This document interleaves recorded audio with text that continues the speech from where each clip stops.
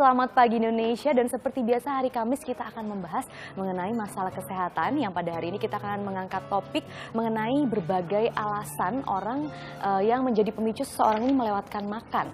Misalnya untuk menurunkan berat badan dan juga alasan kesibukan. Tapi tahukah Anda jika melewatkan makanan justru berbahaya bagi kesehatan? Alih-alih berat badan turun, melewatkan makan justru dapat menaikkan berat badan. Mengapa hal itu dapat terjadi dan apa saja bahayanya jika kita melewatkan makan? Sudah hadir di studio pakar kesehatan dan juga nutrisi Dr. Tan Shot Yen. Ya, selamat pagi, Dok. Selamat pagi. Terima kasih sudah makan, sudah sarapan ke hari ini. Itu dia, Dok. Nanti saya akan lebih banyak bertanya mengenai hal itu karena memang saya juga belum sarapan sekarang, Dok. Oke, saya akan mempersiapkan survivor kit nanti kalau kamu pingsan. Ya, Dokter Tan, sebenarnya berapa jam sekali tubuh kita ini harus menerima asupan makanan sih?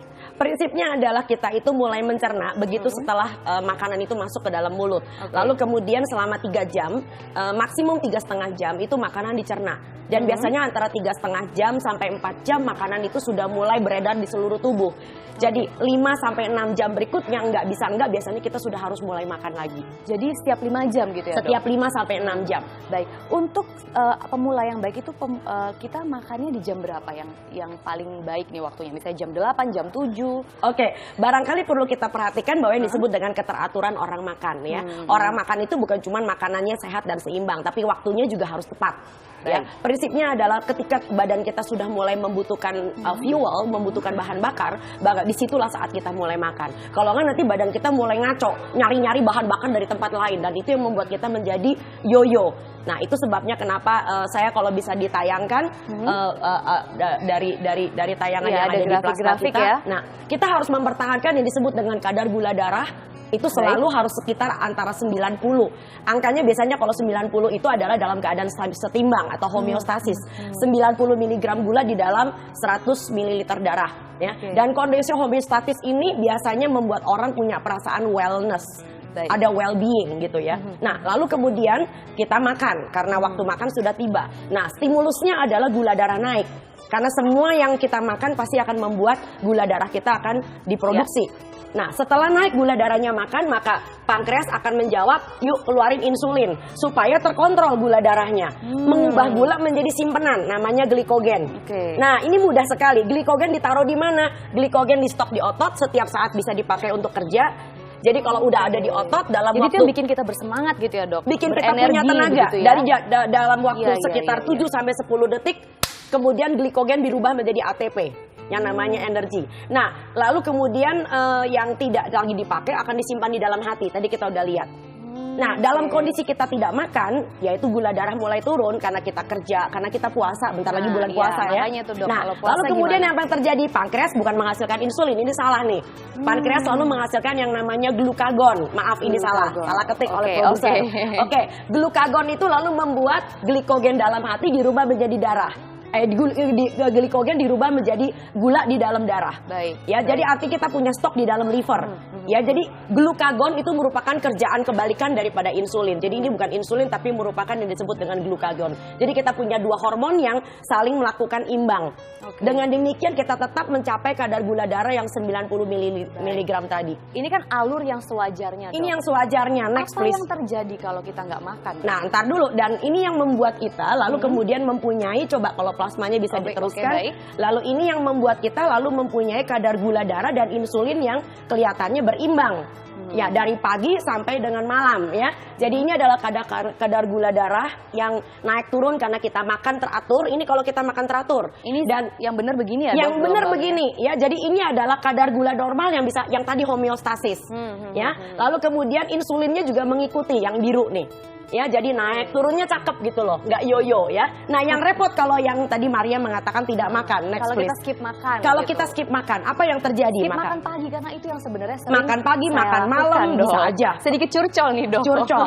Nah, yang terjadi adalah ketika kita pagi nggak makan, maka di sini ada area yang disebut dengan kelaparan sangat. Ya, yang disebut dengan kelaparan sangat atau jam makan kita menjadi lewat jauh, ya. Akhirnya apa? Begitu kita punya gula darah yoyo, insulin kita juga ikut yoyo. Jadi grafiknya nggak bagus seperti tadi. Persis. Ya. Dan ini adalah kondisi di daerah merah ini adalah rasa lapar yang sangat.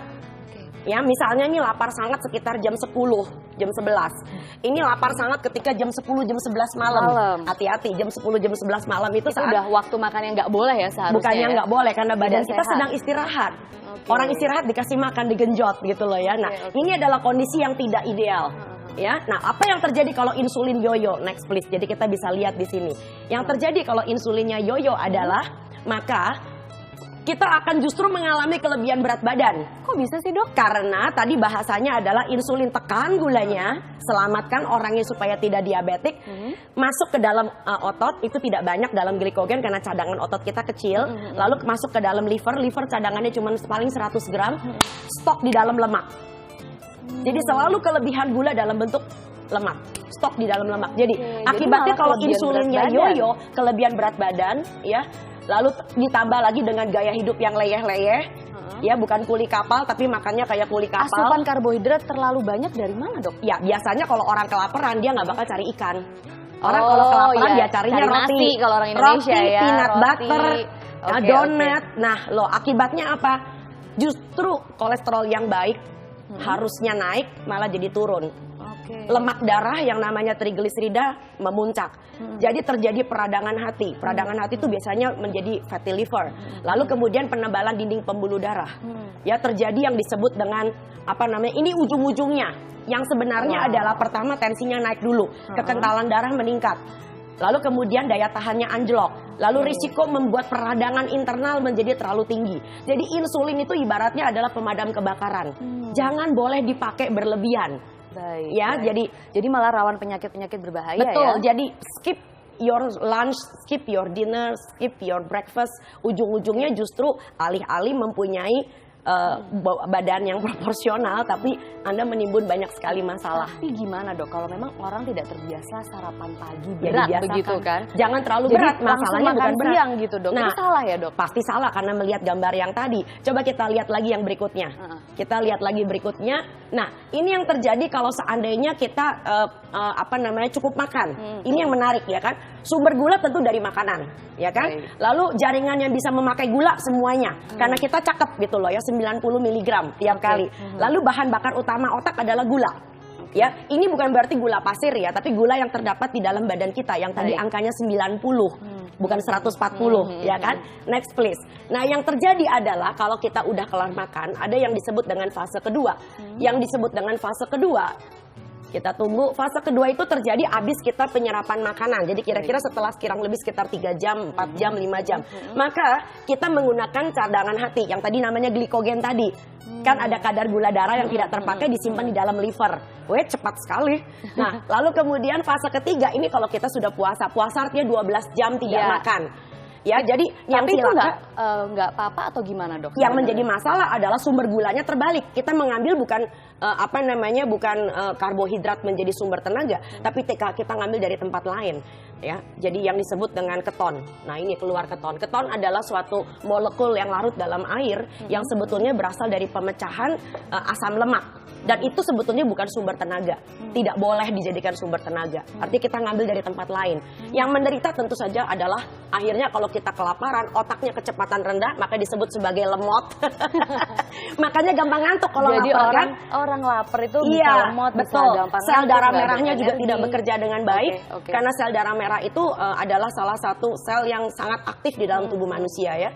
Dan akhirnya sumber bahan bakar utamanya adalah sebetulnya bukan gula dan keton dibalik, tapi keton dan gula. Ini terbalik lagi nulisnya nih, bukan saya yang kerjain.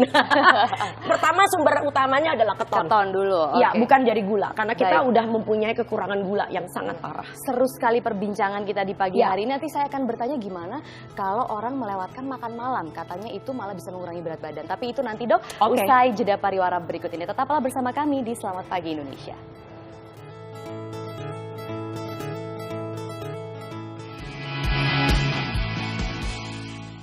Anda kembali di Selamat Pagi Indonesia dan kita masih membahas mengenai seseorang yang melewatkan makan. Apa dampaknya? Masih bersama dengan saya, ada Dokter Tan di sini.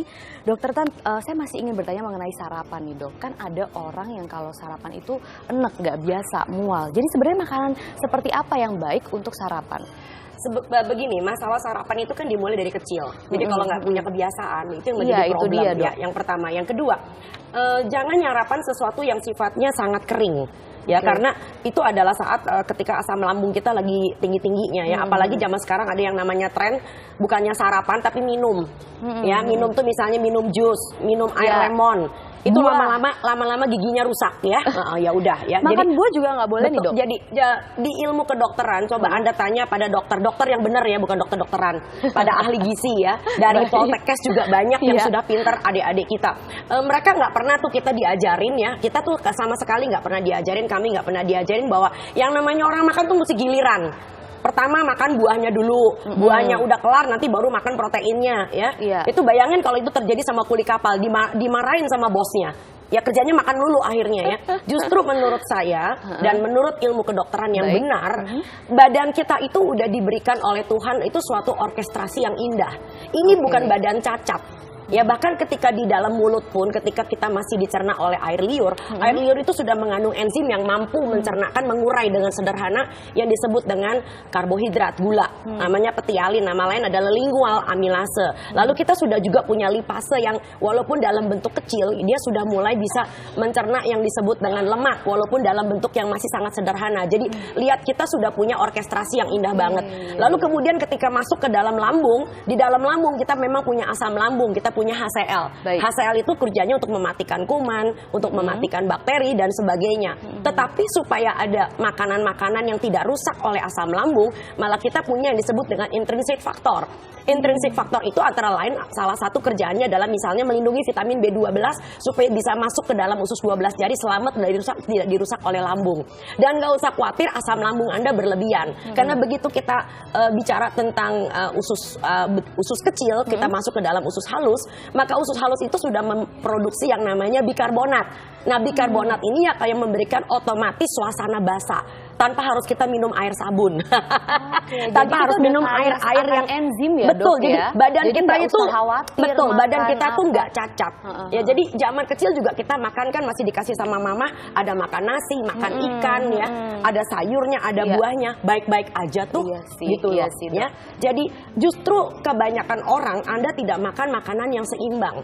Seperti misalnya pagi-pagi dalam bentuk perut terlalu lapar, lalu Anda minum jus. Jus itu adalah gula. Walaupun saya tahu tidak diberi gula, tetapi begitu buah sudah menjadi jus, maka seratnya dirusak. Kalau makan buah biasa aja gimana dok? Nah sebentar, seratnya dirusak. Sama ya, jus lebih parah sebetulnya. Karena kalau kita ngejus seratnya dirusak, gulanya berhamburan keluar. Jadi yang kita minum nggak ubahnya itu seperti sebetulnya adalah gula. Nah makan buah juga sama. Buah itu hampir tidak mengandung protein apa asam amino. Buah itu sebagian besar itu adalah fruktosa dan itu gula. Dan bayangin dalam keadaan insulin yang sangat rendah, gula darah sangat rendah, lalu kemudian kita nancap makan buah, lalu gula darahnya naik mendadak. Dan itu yang menyebabkan tadi gelombangnya menjadi berlebihan. Justru keuntungannya kalau Anda menggunakan protein, saya coba lihat di sini. Ya, coba ini makanan yang benar gimana? Ini sih, makanan dok, orang, saya bukan karena Javanisme ya, ini makanan orang Jawa.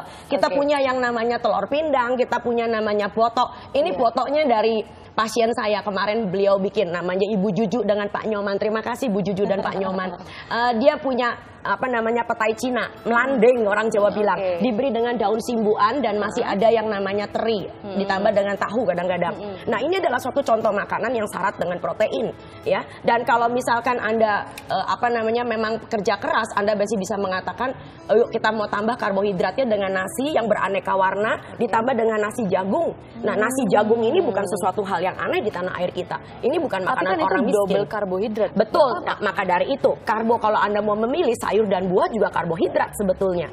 Bukankah kita diberikan anjuran buat untuk makan sayur dan buah 3-5 porsi? Kalau kita tidak memulainya dari pagi, dari mana kita bisa ngejar 5 porsi? Iya. Terus ini dimakannya barengan dok, jadi buah nggak masalah. Makan kita duluan atau gimana nih? Persis, perut kita itu adalah yang sempurna.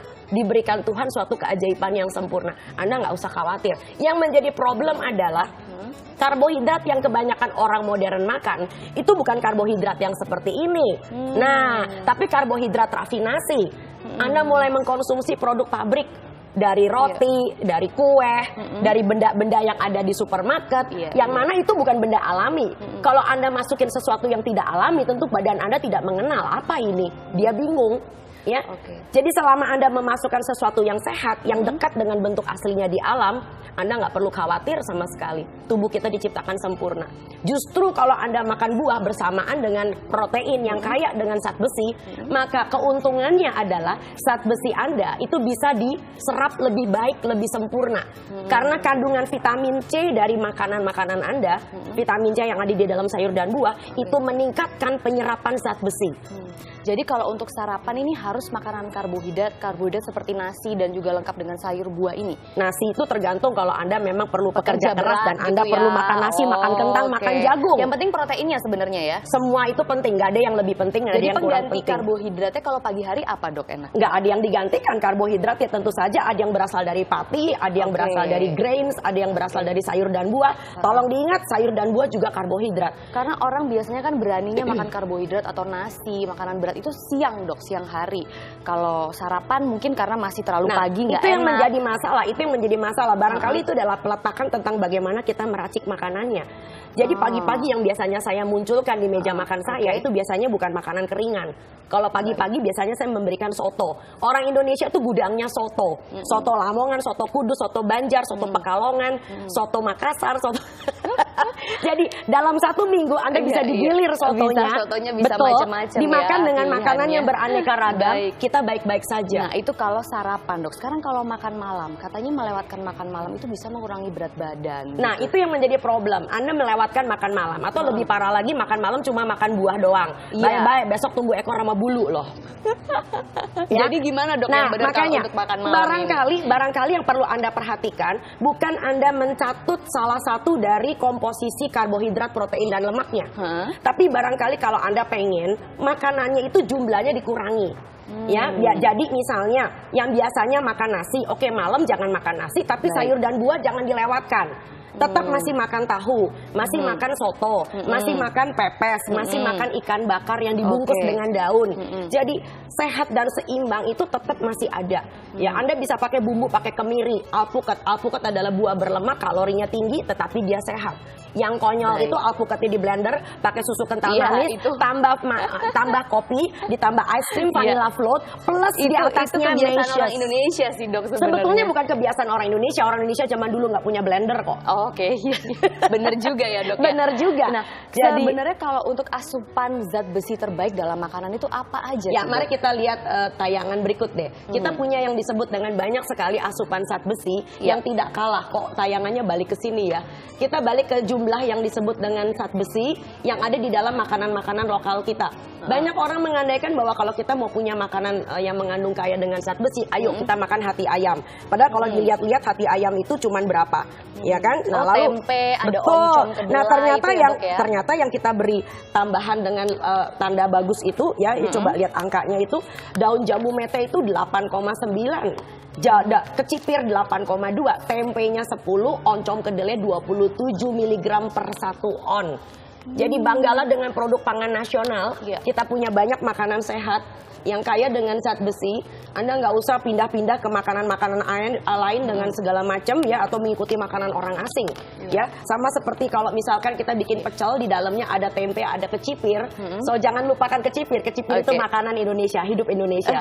Hidup Indonesia. Dok, sebagai penutup, kalau untuk diet-diet seperti diet mayo, food saya nggak pernah combining, percaya dengan diet. Saya nggak pernah percaya itu dengan gimana diet. Sih, dok? Saya nggak pernah percaya dengan kalau diet. gitu sekarang untuk makan pagi, makan siang, makan malam itu apa yang menu pilihan terbaiknya? Yang pertama adalah sehat. Sehat artinya semakin dekat dengan bentuk aslinya di alam.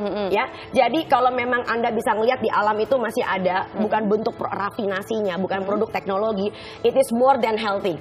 Ya. Dan yang kedua seimbang. Seimbang artinya selalu harus ada karbohidrat, ada protein, ada lemak. Baik di pagi hari maupun malam hari? Setiap kali kita makan, karena Anda tahu laju kecepatan dicerna menjadi gula, si karbohidrat itu bisa dihambat karena adanya protein, bisa diredam dengan adanya lemak. Jadi kalau misalkan Anda makan buah saja, ya selain itu adalah tidak kelihatan manusiawi, tapi tanpa adanya protein, tanpa adanya misalnya pepes, maka buah Anda itu cuma sekedar gula. It just give you some energy. Kalau orang kelebihan berat badan gimana dong? Sama persis. Sama aja. Berat badan itu bicara tentang input dan output. Tolong diingat, kalau inputnya terlalu banyak, outputnya ini kayak saldo bank. Pengeluarannya terlalu sedikit daripada pemasukan, rekeningnya gendut. Ya, tetapi kalau pengeluaran dan pemasukannya itu imbang, maka Anda punya saldo yang sangat sehat. Baik. Ya, gitu loh. Dan jangan sampai yang lebih konyol lagi, inputnya kelihatan sedikit dalam bentuk kuantitas, tapi kualitasnya syarat lemak, syarat dengan gula. Itu yang salah. Nah, ya, jadi walaupun makannya kelihatan cuma seiprit, ya? betul, tapi dalamnya kaya dengan kalori habis. Baik, aduh Dokter Tan, terima kasih untuk perbincangan yang sangat menarik pada pagi terima hari kasih. ini. Selamat pagi Indonesia, selamat pagi Maria. Iya, selamat pagi. Terima kasih dokter. Dan itulah tadi pemirsa perbincangan kita mengenai dampak-dampak seseorang yang melewatkan makan. Namun Selamat Pagi Indonesia masih akan kembali dengan sejumlah informasi menarik lainnya. Tetaplah bersama kami.